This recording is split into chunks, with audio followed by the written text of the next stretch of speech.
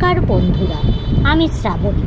রোজকার মতো আজও আমি এসে গেছি তোমাদের একটা ছোট গল্প শোনাতে। আমার এই চ্যানেলটিতে আমি তোমাদের রোজ বিভিন্ন লেখক বা লেখিকাদের লেখা নানা ধরনের ছোট গল্প ও অন্যান্য গল্প শোনাবার চেষ্টা করি।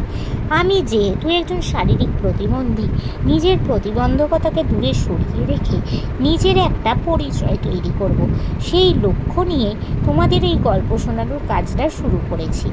এই কাজে আমার সফল হওয়ার জন্য তোমাদের সাহায্য বা সাপোর্ট খুবই দরকার। তাই বন্ধুরা, আমি তোমাদের রিকোয়েস্ট করছি, প্লিজ তোমরা আমার বলা গল্পগুলো স্কিপ না করে গিয়ে পুরোটা শোনো। আমার চ্যানেলটা সাবস্ক্রাইব করো, লাইক করো, কমেন্ট করো ও একটু শেয়ার করে তোমাদের এই বন্ধুটিকে একটু সাহায্য করো। আর এখনও অবধি যারা আমার চ্যানেলটা সাবস্ক্রাইব করেছো তাদেরকে অনেক ধন্যবাদ জানালাম।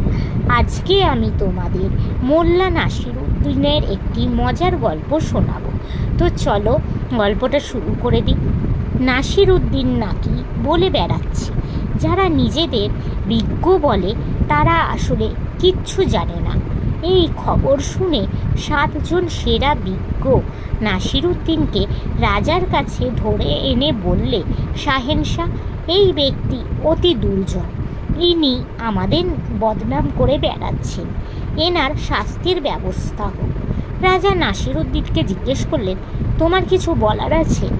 আগে কাগজ কলম আনা হোক জাহাপানা, বললেন নাসিরুদ্দিন।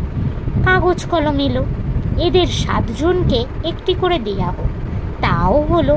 এবার 7 জনে আলাদা আলাদা করে আমার প্রশ্নের জবাব লিখুন। আমার প্রশ্ন হলো, রুটির অর্থ কী? 7 পণ্ডিত উত্তর লিখে রাজার হাতে কাগজ দিয়ে দিলেন। রাজা পরপর উত্তরগুলো পড়ে শোনাতে লাগলেন। 1 নম্বর লিখেছেন, রুটি হলো এক প্রকার খাদ্য। 2 নম্বর ব্যক্তি লিখেছেন, ময়দা ও জলের সংমিশ্রণে তৈরি পদার্থকে বলা হয় রুটি। 3 নম্বর ব্যক্তি লিখেছেন, রুটি হলো ঈশ্বরের দান। 4 নম্বর ব্যক্তি লিখেছেন, এক প্রকার পুষ্টিকর আহারকে বলে রুটি। 5 নম্বর ব্যক্তি লিখেছেন, রুটির অর্থ করতে গেলে আগে জানা দরকার এখানে কোন প্রকার রুটির কথা বলা হচ্ছে। 6 নম্বর ব্যক্তি লিখেছেন, রুটির অর্থ এক মুখ্য ব্যক্তি ছাড়া সকলেই জানে। 7 নম্বর ব্যক্তি লিখেছেন, রুটির প্রকৃত অর্থ নির্ণয় করা খুবই কষ্টকর ব্যাপার। উত্তর শুনে নাসিরুদ্দিন বললেন, জাহাপানা, যে জিনিস এরা প্রতিদিন খাচ্ছেন তার মানেই এরা 7 জন 7 রকম লিখেছেন, অথচ যে লোককে এরা কখনো চোখেই দেখেনি তাকে সকলে এক বাক্যে নিন্দে করে বেড়াচ্ছে। এক্ষেত্রে কে বিজ্ঞ আর কে মুখ্য সেটা আপনিই বিচার করে দেখুন। নাসিরুদ্দিনের কথা শুনে রাজা তো সঙ্গে সঙ্গে নাসিরুদ্দিনকে বেকসুর খালাস করে দিলেন। তো বন্ধুরা, আজকের এই মজার গল্পটা এখানেই শেষ হলো। তোমাদের যদি ভালো লাগে প্লিজ লাইক করো, আমার চ্যানেলটা সাবস্ক্রাইব করো ও শেয়ার করো।